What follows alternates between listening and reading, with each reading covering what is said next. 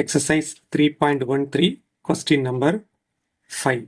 ஒரு quadratic equation கொடுத்திருக்காங்க. அதனுடைய ரூட்ஸ் வந்து ரியல் அண்ட் ஈக்குவல் அப்படின்னு மென்ஷன் பண்ணியிருக்காங்க. அதுக்கான கண்டிஷன் டெல்டா ஈக்குவல் டு 0. டெல்டாக்கான ஃபார்முலா எழுதிடுறேன். B square minus 4ac equal to 0. இப்போ ஏபிசி வேல்யூ இந்த குவாட்ரட்டிக் ஈக்குவேஷன்ல தான் இருக்கு. எக்ஸ் ஸ்கொயரோட கோஎஃபிஷியன்ட் இதுதான் கேபிட்டல் ஏ, எக்ஸோட கோஎஃபிஷியன்ட் தான் கேபிட்டல் பி, கான்ஸ்டன்ட் டேர்ம் தான் கேபிட்டல் சி. ஓகே, இல்லை சப்ஸ்டியூட் பண்ணலாம். B square minus 2 into A square minus BC the whole square. Next minus 4 into A, ஏயோட வேல்யூ சி ஸ்கொயர் மைனஸ் ஏபி.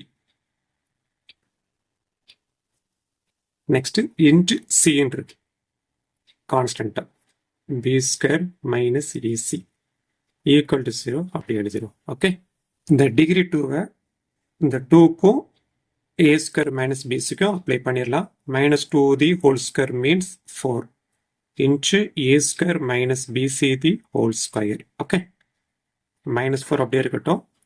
இதை ரெண்டும் மல்டிப்ளை பண்ண போகிறேன். C square into B square alphabetical order எழுதியிருக்கேன்.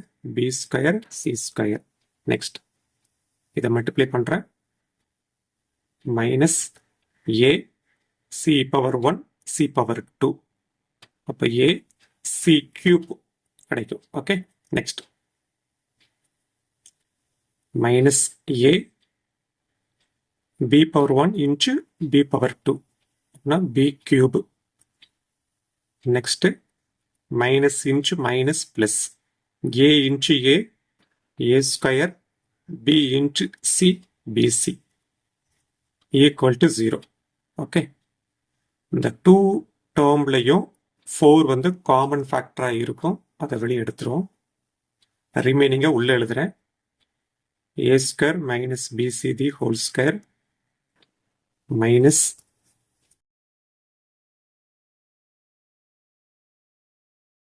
Left hand side 4 multiplication இருக்கு, அப்படியே ரைட்ல வரும்போது டிவைட்ல வந்துடும். இதை எக்ஸ்பேண்ட் பண்ண போறேன்.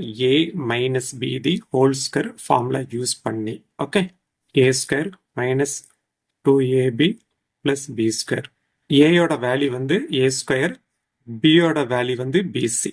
இந்த இடத்துல ஏக்கு பதிலாக இந்த ஏ ஸ்கொயரை சப்ஸ்டியூட் பண்ணணும். ஆல்ரெடி ஒரு ஸ்கொயர் இருக்கு, அப்போ ஏ பவர் 4 தான் ஃபர்ஸ்ட் டேர்ம். நெக்ஸ்ட் மைனஸ் 2 ஏயோட வேல்யூ ஏ ஸ்கொயர், பியோட வேல்யூ பிசி பிளஸ் பி ஸ்கொயர், அதாவது BC the whole square, B square C square.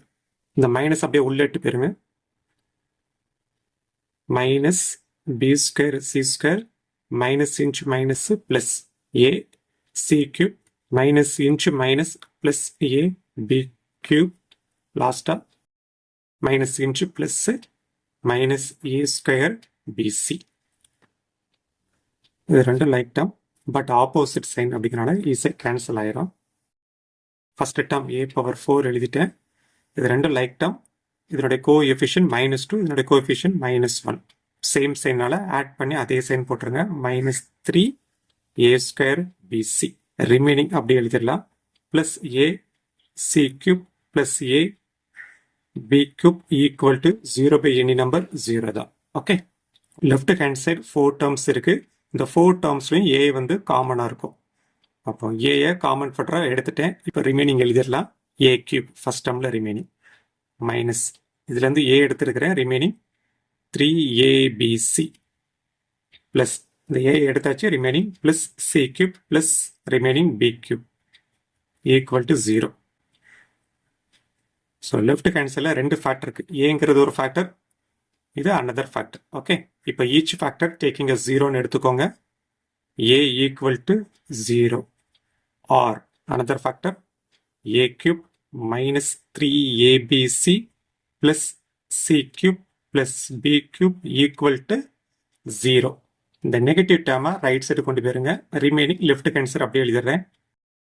A cube plus B cube plus C cube equal to இந்த நெகட்டிவ் டேர்ம் லெஃப்ட்லேருந்து right வரும்போது பாசிட்டிவாக மாறிடும். 3ABC இந்த A = 0 அப்படி எழுதிரும். இதைத்தான் ப்ரூவ் பண்ண சொல்லியிருக்காங்க. ப்ரூவ் பண்ணியாச்சு. ஓகே.